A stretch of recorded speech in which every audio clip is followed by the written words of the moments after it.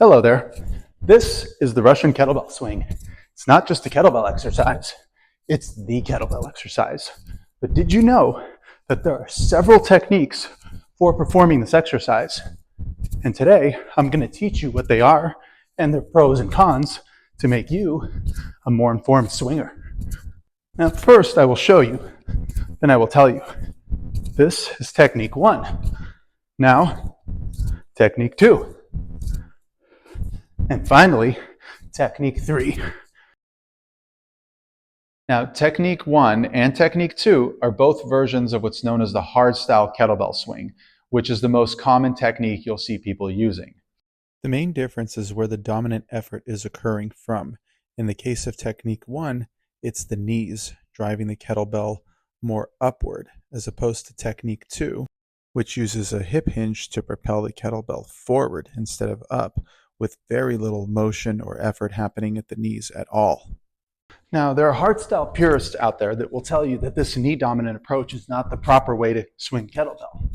But what they mean is it's not the best way to develop that ballistic drive that the hinge-style swing and that high peak tension that you train with it. But it's also the least demanding of range of motion, grip strength, and core and lumbopelvic hip stability, making it ideal for beginners to learn the motion of the swing. And it's the way they all learned how to do it before they learned to do this.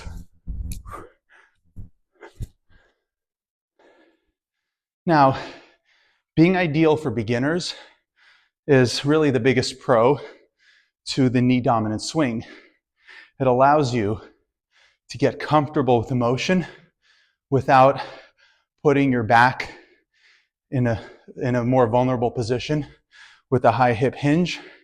And since it's the shortest moment arm, you're not holding on to it as long, so it's less demanding of your grip strength. But this user friendliness comes with some drawbacks. For one is the hips are much stronger than the knees. Bigger bones, bigger muscles. That's why people can usually deadlift way more than they can squat. So what happens is when you're trying to develop that big ballistic drive and the weight gets heavy enough, you get tired enough, some ugly compensations will kick in from the upper body that will lead to limp kettlebell. And nobody should suffer limp kettlebell. So that is where the proper hardstyle swing, the hip hinge swing, comes in. Solves a lot of those problems because you're no longer swinging the kettlebell up, you're swinging it forward and hopefully developing enough ballistic drive that your arms actually have to slow it down, which is why in the slow-mo, you'll see the kettlebell flip up at the top. And if you have to slow it down with your hands, it's usually the sign of a good swing. But if you have to lift it up because your kettlebell is going limp because you can't get it up. So get that fixed because you do not want to be in the gym with your flaccid kettlebell, man or woman, right? So that brings me not so neatly to our next progression, which is the hinge dominant hardstyle swing. So with this one, the benefit is obviously that you can develop that big, explosive hip drive. Lots of tension, tight through the lats, tight through the core. And this is really great for developing that ballistic drive that is really the goal of our kettlebell swing. And this can be thought of as an intermediate technique because it's harder to learn than technique 1, the knee dominant, but it's easier to learn than technique 3, which we will be getting into. So the pros here are that it's more efficient and develops better ballistic drive than technique number 1, but requires some more grip strength, requires a little more stability, integrity, and adaptation of the lumbopelvic hip complex. And it requires that you're pretty comfortable hinging over, you're not as upright, less control, more timing demands. But should you meet all those requirements, it is a better swing. You'll feel more explosive. You'll feel like you're moving the weight easier. But if you really, really want to master the swing, then we move on to technique number 3. There's a lot of confusion around technique number 3, and I want to get that out of the way first before we go into it. The first comes from all the different names that it's called.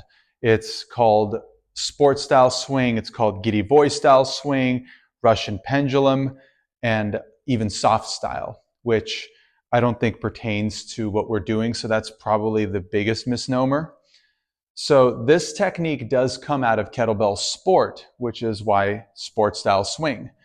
But the Russian kettlebell swing, which is the two-handed up to eye level, is not an event in kettlebell sport. So when people say that this technique is for kettlebell sport, no, it is from kettlebell sport, but is not for kettlebell sport. So I think sports style swing and Russian pendulum are very accurate. Girivoy is, girya is the word for kettlebell in Russian. So, it's the kettlebell swing, right? That's kind of silly. So let's just call it sports style swing for simplicity purposes. Now this one differs from the other two more than they differ from each other, because the mechanics of this one are much different in that the first two use eccentric energy of the hips and or knees to slow the kettlebell down, making it heaviest at the bottom of the swing, and then you have to propel it up. So you're using energy to slow it down, and you're using energy to propel it up. Whether you're doing the knee dominant or the hip dominant, you're doing this. Now with this one, you expend a lot less energy on that eccentric return and expend all of it on the concentric push. How do we do that? Well, these other two kettlebell swings, no matter how little or how much knee bend there is, it's a single action down, single action up. This one's going to have a double knee bend, double action. So as the kettlebell comes down, my knees are soft here, and then as the kettlebell arcs back and up, it actually pulls my hips up and back. So this becomes a passive motion, allowing the kettlebell to come to a natural end to its swing rather than me forcing it. Then, as I propel it, I actually start by propelling it down a little bit. So there's a second knee bend, and then the ballistic explosive extension. And then the same thing happens on the next cycle. As it comes down, it's going to... So it moves much more pendulum-like and has the longest moment arm. The benefit to this style of swing is that it uses far less energy on the eccentric and uses all of it on the concentric. And that's just one way that this swing is more efficient. The other is that the pendulum motion creates a longer moment arm for you to exploit on the concentric. So what it results in is a stronger swing for the same energy expended. The big con here is that it is the hardest one to learn. Because of that passive downswing and the double knee bend, it really requires that you're really comfortable going with that swing and that you nail the timing of all those extra moving parts. But if you do, this technique is much more efficient in that it uses less energy on the downswing, and you can concentrate it all on the upswing and exploiting the longest moment arm of the three swings, which means that you could swing heavier and a little bit longer. So you get more swing for your effort, and that is a huge pro. And because of that, when I'm training, I do the sports style swing almost exclusively, like 90 to 95% of the time. I still train the hardstyle swing just for the sake of training it. Ultimately, what I would recommend is learn to do all the techniques really well and then decide on which one you prefer. That's really the best way to do it, and that's the way I arrived at my preference.